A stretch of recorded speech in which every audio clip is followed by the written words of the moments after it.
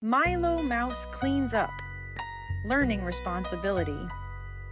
In a twisty old tree with leafy windows and mushroom steps lived a little mouse named Milo. Milo loved toys, games, and fun, but she didn't like cleaning up.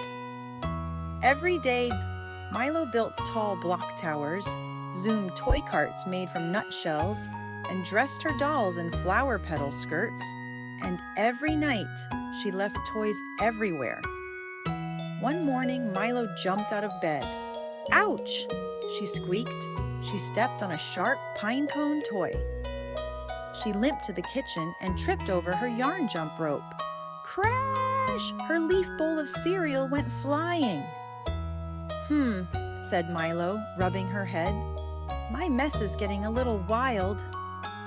Just then, her friend Penny Penguin waddled in through a branch door. Whoa, it's like a whirlwind blew in, Penny said. Let's play tag, Penny said, but there wasn't enough room. Toys were in the way. Milo sighed. We can't play unless I clean up. Penny smiled. Want help? Milo grabbed a berry basket. Penny picked up puzzle pieces. Together, they began tidying up. They made cleaning a game. Catch that crayon.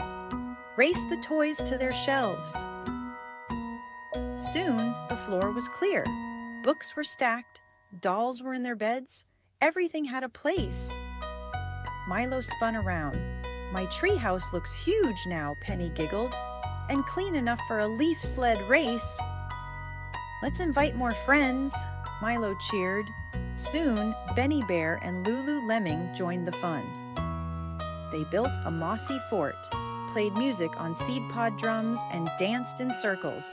No one tripped or slipped. Later, Penny said, let's tidy up before we go. Milo nodded. Yes, cleanup time. In no time, they folded leaf blankets, stacked games, and lined up all the toys. Milo beamed. Cleaning is easy when we all help, and it makes playing more fun, Penny said. That night, Milo snuggled into bed with her favorite plush beetle, right where it belonged. I like my clean treehouse, Milo whispered. It feels happy, and so do I. From that day on, Milo played and cleaned with care because she learned that taking care of your space is important.